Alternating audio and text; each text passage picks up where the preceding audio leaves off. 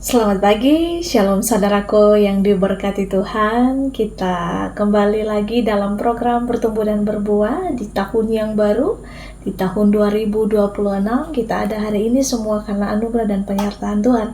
Saudara, di pagi ini kita akan dikuatkan dan disegarkan oleh kebenaran firman Tuhan. Dan tema renungan di pagi hari ini di tahun yang baru, saya beri tema bertobat atau tidak itu sebuah keputusan. Saudara, kita baca dalam Lukas pasalnya yang ke-10, ayatnya yang ke-13 sampai ayatnya yang ke-16, tapi kita berfokus kepada ayatnya yang ke-16. Firman Tuhan berkata, "Barang siapa mendengarkan kamu, ia mendengarkan aku. Dan barang siapa menolak kamu, ia menolak aku. Dan barang siapa menolak aku, ia menolak dia yang mengutus aku." Saudara yang diberkati Tuhan, bertobat ini adalah sebuah keharusan bagi semua orang, bukan hanya bagi mereka yang berbuat jahat, tapi juga termasuk bagi setiap orang yang percaya atau pengikut Kristus. Dan itu mengapa, saudara? Karena manusia ini dilahirkan dalam dosa dan memiliki kecenderungan hati yang ingin selalu berbuat jahat. Nah, inilah yang disebut dengan dosa warisan. Nah, keberadaan berdosa semua orang yang dibawa sejak lahir, atau yang lain lebih senang memiliki istilahnya begini, dosa asal. Nah, seperti tertulis bahwa sebab itu sama seperti dosa telah masuk ke dalam dunia oleh satu orang, dan oleh dosa itu juga maut.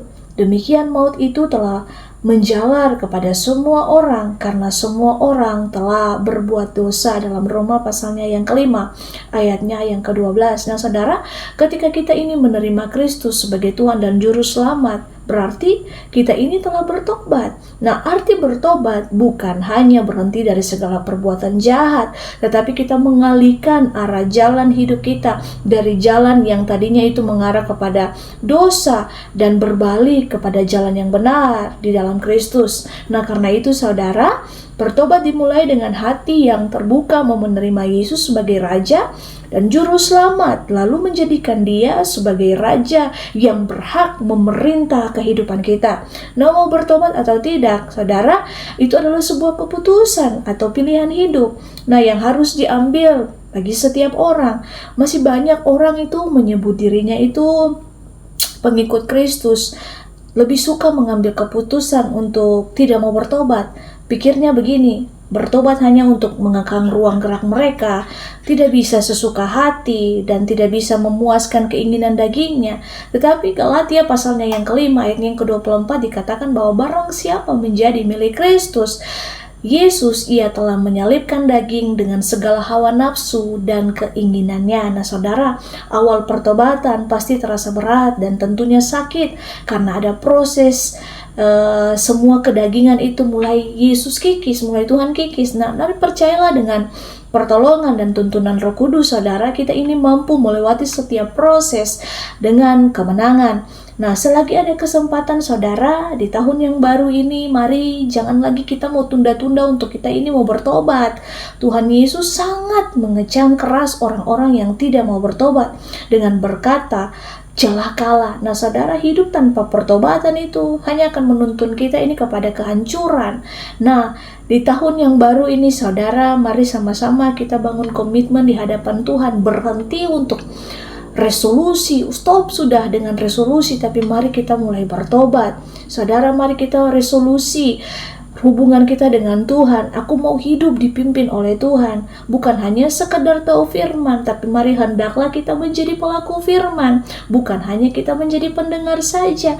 Mari kita melakukan praktik nyata dalam kehidupan kita. Waktu doa, waktu kita baca Alkitab itu harus konsisten, bukan musiman. Belajar taat saat dengar firman itu bukan musiman, saudara, tapi mari kita mau komitmen itu dari hari ke hari. Belajar saat firman, saat kita berteduh, rindu mendengar suara Tuhan, bukan hanya pada saat kita ketika kita ada dalam masalah, tapi itu harus menjadi gaya hidup kita. Saudara, marilah kita mau sungguh-sungguh datang kepada Tuhan di tahun yang baru ini, berkomitmen untuk mau mengikut Kristus dengan segenap hati.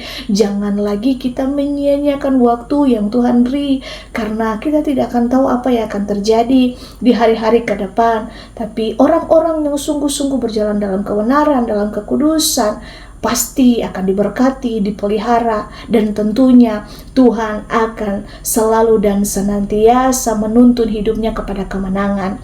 Biarlah kebenaran firman Tuhan di pagi ini, di tahun yang baru ini, menjadi rema yang kuat bagi setiap kita. Hendaklah menjadi pelaku firman, karena Tuhan Yesus akan segera datang dan akan menjemput orang-orang yang benar-benar sungguh berjalan dalam kekudusan dan kebenarannya. Tuhan Yesus memberkati. Immanuel.